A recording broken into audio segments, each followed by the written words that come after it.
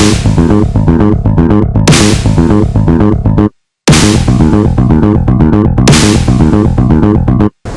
and welcome to another edition of Goa 365 Face to Face. Today we have a very distinguished guest in our midst, the Union Minister Sarbananda Sonowal. He is the Cabinet Minister for Ports, Waterways and Shipping as well as for Ayush. Sir, welcome to Goa. Namaskar. Welcome on our channel. Sonowal जी, आप गोवा क्यों आए? What is the reason? Lighthouse Festival था, and before that, a little bit of background I would like to give. You are the first Chief Minister of Assam, BJP Chief Minister of Assam, then Union Minister, then Cabinet Minister. So, lot of this. And Lighthouse, what was the idea behind Lighthouse? This whole thing by your ministry. देखिए, सबसे पहले तो मैं इतना ही कहूँगा कि आपने विशेष रूप से गोवा की जनता ने, गोवा के प्रदेश सरकार ने हमें लाइट हाउस फेस्टिवल ऑर्गेनाइज करने में काफ़ी मदद की है। और गोवा, जैसे सबको मालूम है, ये एक ड्रीम डेस्टिनेशन है टूरिस्ट के लिए। हर व्यक्ति देश हो या विदेश हो, वो गोवा आना पसंद करते हैं।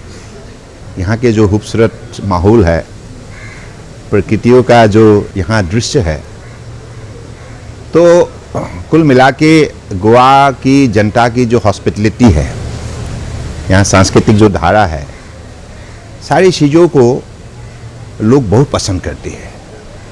और इसलिए अपने फैमिली का साथ हर परिवार गोवा आने के लिए साल भर में एक वो योजना प्रस्तुत करती है। तो उसी का साथ हमारा लाइट हाउस फेस्टिवल भी पहली बार के लिए हम लोगों ने गोवा में आयोजन की है।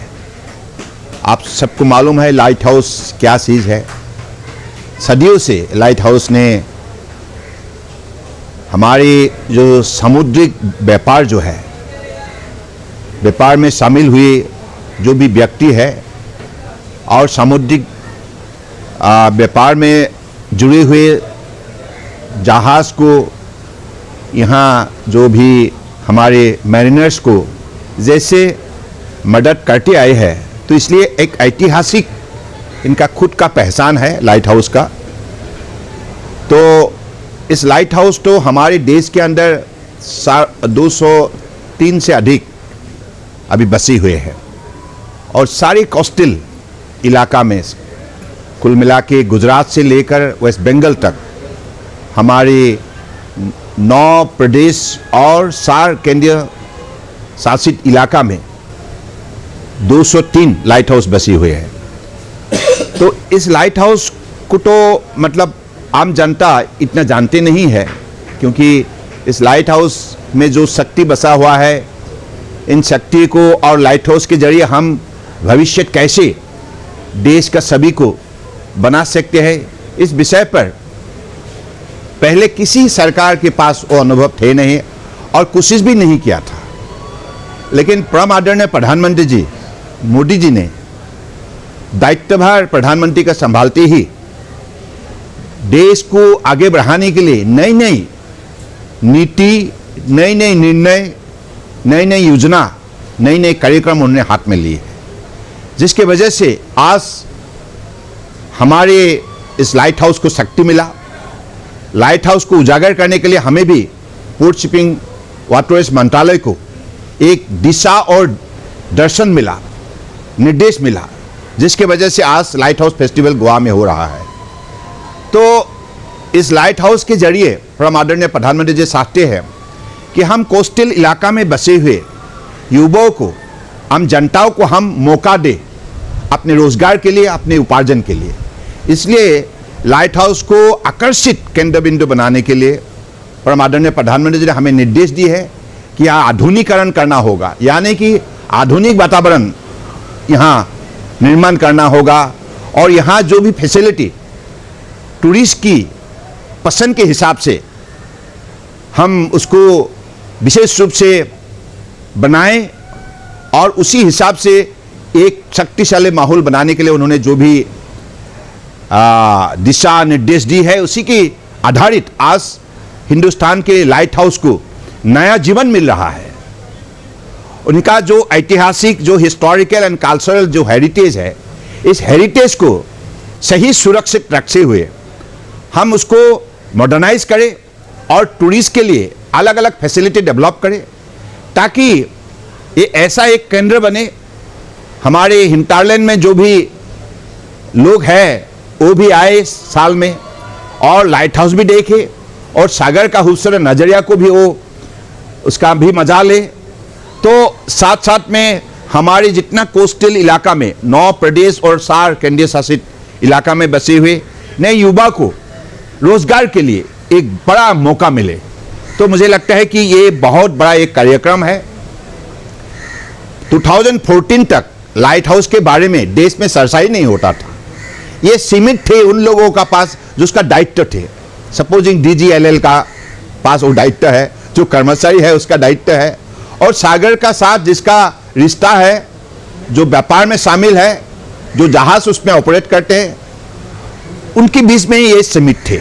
लेकिन आम जनताओं का पास ले जाने का काम अगर किसने किया है, परम आदरणीय प्रधानमंत्री जी ने किया है। क्योंकि प्रधानमंत्री जी का जो इनोवेटिव आइडिया है, नई नई कदम, नई नई सोच के जरिए आज देश को जैसे दुनिया का 5वां लार्जेस्ट इकोनॉमी के हिसाब से खड़ा की है और हर सेक्टर में तरक्की करने लगा है, तो इसके पीछे परम आदरणीय प्रधानमंत्री जी का मजबूत कदम, निर्णय, नीति और योजना शामिल है।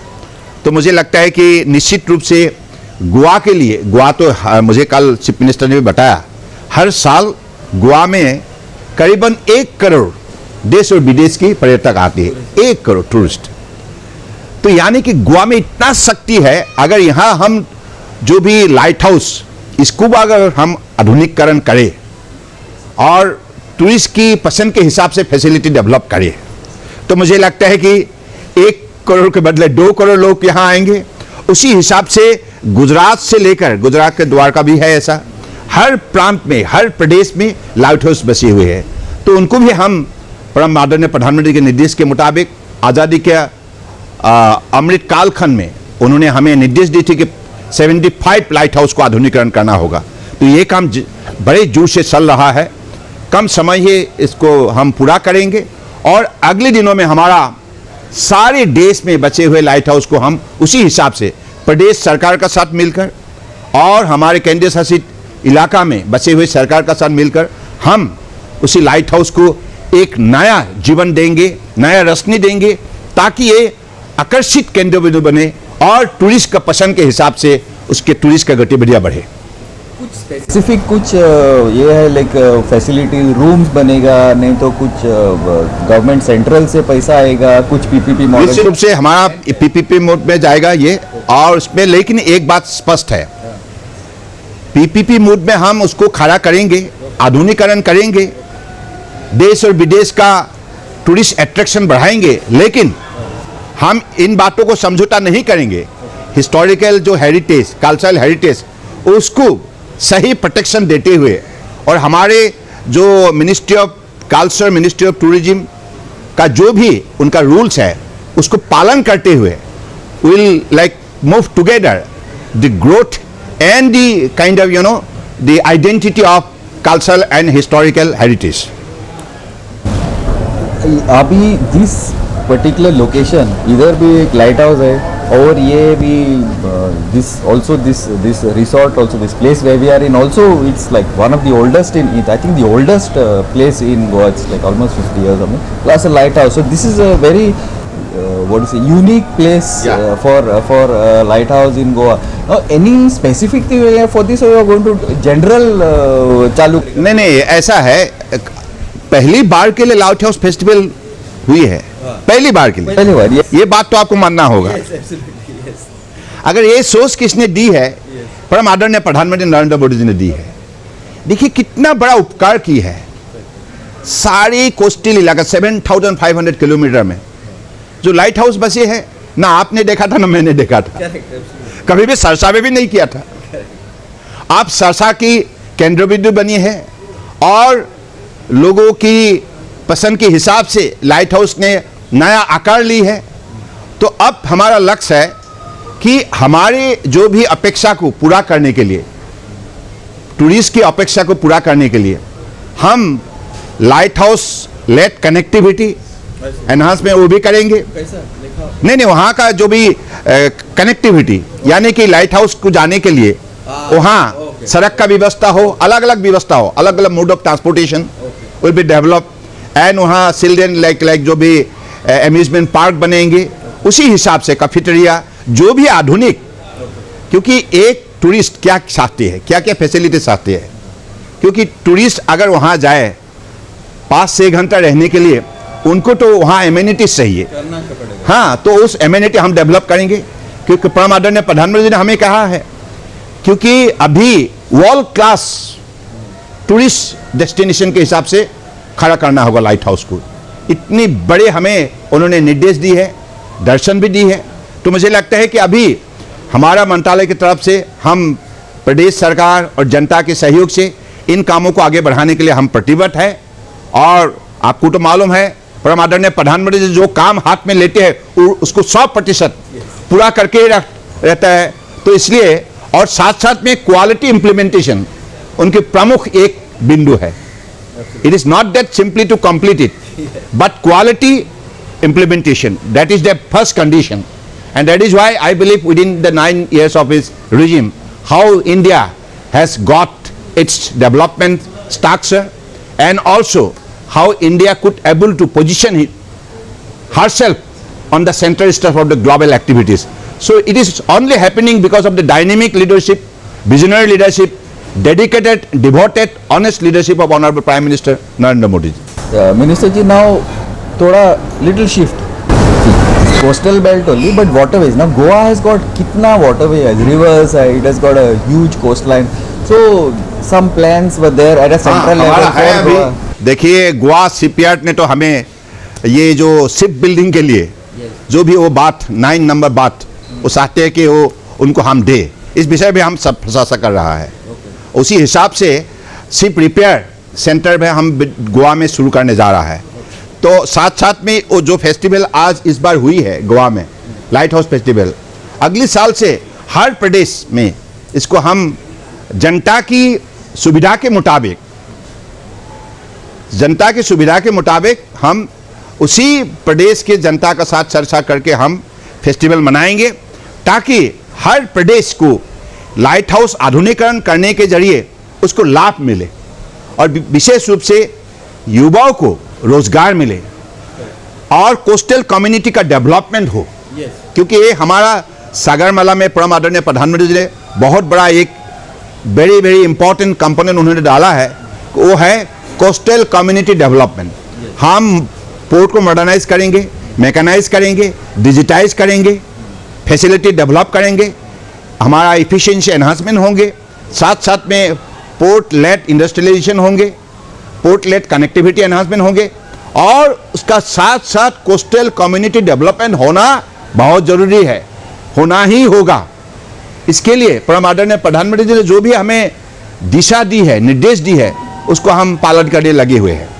Waterways also, because yeah, of course, waterways is a very important mode of transportation. Especially for Goa. देखिए, गोवा सिर्फ एक तो EXIM cruise, ocean cruise, coastal cruise, river cruise, तीनों क्रूज के लिए हमारे गोवा एक प्रमुख केंद्र बिंदु है। तो इसलिए इस दिशा पर उसको डेवलप करना ही होगा। आपको मालूम है, कॉर्डिलिया का अभी हमारा मुंबई से ये शुरू हो गया है लक्षद्वीप तक, और अगले नवंबर को एक भी और भी बड़ा ये लाइक ओशन क्रूज आ रहा है, that is called Costa Serena. ये इटालियन है, उसका 3,500 से अधिक उसका कैपेसिटी है, बहुत आधुनिक ये ओशन क्रूज है। वो अभी नवंबर में मुंबई से गोवा, गोवा टू लक्षद्वीप कोचिन, मुंबई गोवा कोचिन, ये कोस्टल क्रूज का शुरुआत होंगे। तो उसी हिसाब से इस पे frequency of cruise movement will be increase, no doubt about it. At the same time all mode of like transportation, जैसे हम लोगों ने परम आदरणीय प्रधानमंत्री जी ने जिस हिसाब से हमें निर्देश दी है, लक्ष्य दी है, कार्यक्रम दी है, उसी हिसाब से आज इनलैंड वाटरवेज का कार्गो हैंडलिंग कैपेसिटी बढ़ चुका है। 2014 तक हमारा सिर्फ we had 5 national waterways. Honourable prime minister through proper scientific study and research, he has given 111 rivers as a national waterways like status. So this is the way the national waterways got charged up, and because of his vision, because of the facility improvement, now earlier it was cargo handling capacity was only limited to 16 million metric ton in the waterways. Now it went only in 9 years 123 million metric ton. So that is almost 1700% growth. So this is the way waterways is growing on the same principle. Because of the modernization of the like ports, now cargo handling capacity went up to 10.5%. So every sector, the growth is now seem to be visible, distinctive, and as a result, our ministries, all the employees, staff, and the people involved, and the user of the port, traders, exporter, importer, everyone is highly benefited out of this Honorable Prime Minister flagship program, Sagarmala program. So I believe this is how coastal, like cargo is also, coastal shipping also one of the most important aspect, out of which Goa is highly benefited. So this 3 mode of like transportation will definitely be a very important addition to the vision of Goa port. Sir, any message you have for Goans, because Goa is a coastal state. It's got a large coastline, and plus it's got a coastal community. It's got a port. It's got lighthouses. It's got everything. Anything you would like to add to what? हमारा जो गोवा में जो river है, आपका Amba river है, और उसमें और एक रिवर है जुआरी, मांडोवी। यस। सो हम लोगों ने inland water like authority of India की तरफ से 5 जेटी का उसमें व्यवस्था हो चुका है। तो in the near future will develop more, because Goa has enormous potentialities in this sector, and I believe in the near future whatever facility we are going to develop, this is definitely going to be one of the very important like kind of port in the country, no doubt about it, and lot of new ideas, new technology will be incorporated so that like Goa could become one of the most advanced port in the country. Message for Goan sir? Goa के लिए यही message है कि सबसे पहले तो मैं गोवा की जनता को मैं हृदय से प्रणाम देता हूं और धन्यवाद भी देता हूं। उन्होंने बहुत मदद की है हमें ये जो लाइट हाउस फेस्टिवल यहाँ सक्सेसफुल ऑर्गेनाइज करने के लिए। 3 दिन का हम लोगों ने फेस्टिवल ऑर्गेनाइज किया, और गोवा राज्य सरकार, डॉक्टर प्रमोद चौहान जी हमारे चीफ मिनिस्टर, वेरी लोकप्रिय चीफ मिनिस्टर है, उनकी सरकार ने भी काफ़ी मदद की है। तो इसलिए हमारा अपेक्षा है अगले साल निश्चित रूप से और भी इसका मतलब धूमधाम से इस कार्यक्रम को यहाँ आयोजन किया जाएगा, और लोगों का, यहाँ की स्थानीय लोगों का सुविधा के मुताबिक। और साथ साथ में जो हमारा कल पोर्ट में ये जो हमारे जो फोर्ट में तो ये तो आर्कियोलॉजिकल सर्वे ऑफ इंडिया के अधीन में है। हाँ, तो उसमें यहाँ की माननीय चीफ मिनिस्टर का और लोकल जो एमएलए है मिस्टर माइकल मायल, तो उन लोगों ने यही हमें आह्वान की है कि 7 बजे के बदले कम से कम 10 बजे तक टूरिस्ट का गतिविधियाँ यहाँ संभव हो, कार्यक्रम हो, ताकि देश विदेश से आए हुए टूरिस्ट के लिए लाइट हाउस के सिलसिले में अधिक जानकारी मिले। तो इसलिए मैंने भी कहा कि भारत सरकार की जो भी मंत्रालय है हमारे कल्चर और टूरिज्म, उसका साथ हम बात करेंगे निश्चित रूप से, क्योंकि अगले दिनों में परम आदरणीय प्रधानमंत्री जी के निर्देश के मुताबिक हमें लाइट हाउस को अधिक से अधिक जनता इसको सही उपयोग करे, और उनकी जो भी ऐतिहासिक छवि है, आइडेंटिटी है, उसको नुकसान ना करते हुए, सुरक्षित रखते हुए, उसका मर्यादा हमको सही संभालते हुए हम अपने टूरिस्ट इंडस्ट्री को कैसे हम बढ़वा दें, इस विषय पर हमें कदम उठाना ही होगा. तो this is what like I specially पे my deep respect to the people of Goa, and for this particular festival I am especially grateful to the Honorable Prime Minister Narendra Modi ji, because of his vision, because of his direction, because of his innovative ideas and planning. All these new things are happening in the country, which is helping India to become one of the most powerful nation in the world, no doubt about it, under his leadership. And as per the target set by him, within a short span of time India is going to be the one of the top 3 economically developed nation in the world. Thank you, Minister Ji, for coming to Goa, and we hope to see you back in Goa soon. Sure, And I'll come. I'm sure all your support will be there for Goa and for its development, waterways, lighthouse. I have also a special request to you through your channel. Please get it propagated, promoted, the lighthouses of India, historic lighthouses, and which carries the cultural heritage, our legacy of our forefathers.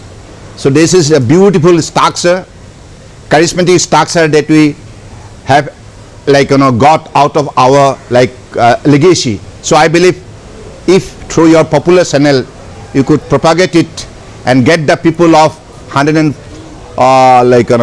40 crore population of the country understand and develop the better understanding of lighthouse and importance of lighthouse and significance of lighthouse in our maritime industry and also the coastal existence of light. Thank you. That we will 100% we will do. Yeah, that was the Minister for Shipping and Ports, very dynamic, erudite, taking forward his Prime Minister's vision for the country.